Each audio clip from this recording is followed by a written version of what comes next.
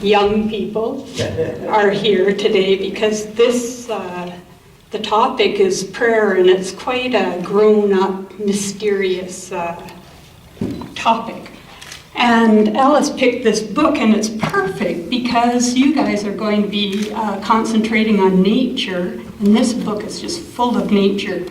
And it's called Granddad's Prayers of the Earth by Douglas Wood. It's a beautiful book. If you get a chance, have a look at the paintings and things afterwards. They're really spectacular.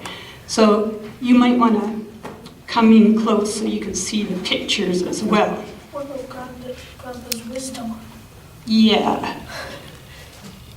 That's just a general topic, and then I had 2 books to choose from. Both about Grandpa. Okay, here we go.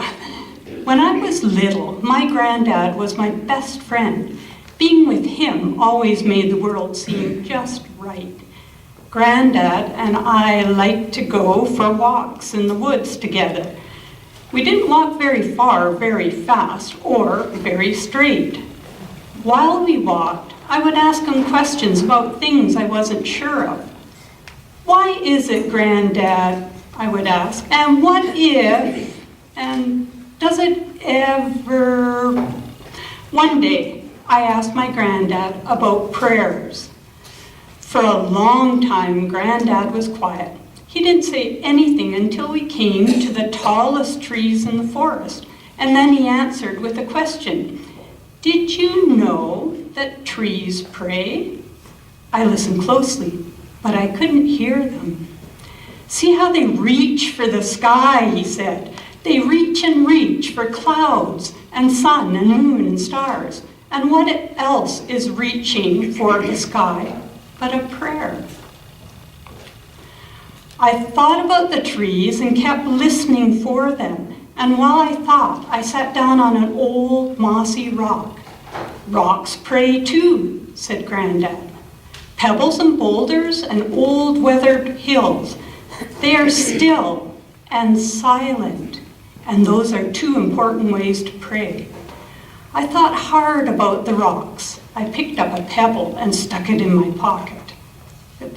Can you see the pictures? We walked a little farther and came to a small stream. The water splashed and sparkled, and tiny fish hovered in the shadows. Do streams pray too, Granddad? I asked. Streams pray too, he answered, and lakes and rivers and waters of all kinds. Sometimes they pray silently, like the rocks. They lie still and calm, reflecting clouds or birds or sunsets and the first evening star. Sometimes they pray with movement, flowing across the face of the earth, giving themselves to the ocean, giving themselves to the sky, and beginning their journey all over again. Sometimes waters pray with laughter, chuckling to their friends, the rocks. And sometimes they pray by dancing, leaping into the air and falling back again. Those are all ways to pray, said Granddad, but there are more. The tall grass prays as it waves its arms beneath the sky, and flowers pray as they breathe their sweetness into the air. The wind prays as it whispers and moans and sighs. It is saying a prayer and singing a hymn at the same time. A bird prays when it sings the first song of the morning, and it prays in that silent moment just before it sings. And the robin's last song at sundown is an evening prayer. All the beings of the world pray, said my granddad, as they slip through the forest or sparkle in the water, as they climb the mountains sides or soar into the clouds or burrow into the earth. Each living thing gives its life to the beauty of all life, and that gift is its prayer. Then we were quiet, my granddad and I.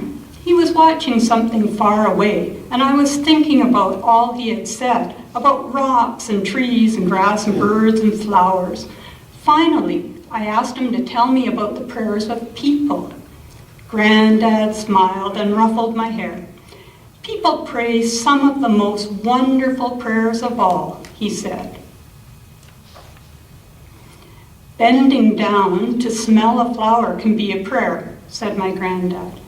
"Quietly watching the sunrise, feeling the slow turning of the earth, and saying hello to a new day is one of the oldest prayers. Standing in a snowy woods on a winter day and watching your breath become part of the breath of the world is a way to pray. Making music or painting a picture can be a prayer. Holding hands around the table with family and friends, remembering all that holds us together and giving thanks is one of the greatest prayers. Sometimes," said Granddad, "people pray when they are sad or sick or lonely or have a problem too big to carry by themselves. They may say words they have learned from their fathers or mothers or granddads and great-grandmothers. But often they must find their own words. The important thing to remember is that the words will always be right if they are real and true and come from the heart." We had walked far enough and Granddad said it was time to go back, but I had one last question. "Are our prayers answered, Granddad?" I asked. Granddad smiled. "Most prayers are not really questions," he said, "and if we listen very closely, a prayer is often its own answer. Like the trees and winds and waters, we pray because we are here, not to change the world, but to change ourselves. Because it is when we change ourselves that the world is changed." My granddad and I went for many walks after that one, and I often listened for the prayers of the earth, but was never sure I heard them. Then, one day, my granddad was gone, and no matter how hard I prayed, he didn't come back. He couldn't come back. I prayed and prayed and prayed until I couldn't pray anymore, and so I didn't for a long time. And the world seemed dark and lonely without my granddad in it. Does look like he misses them, doesn't he? Until one day, I went for a walk. I found a big rock under some tall trees and sat down on it. Overhead, the branches swayed and a breeze whispered in the leaves. I heard a stream flowing nearby and a robin singing from a honeysuckle bush. And I heard something else too, something in the sounds of the breezes and birds and water.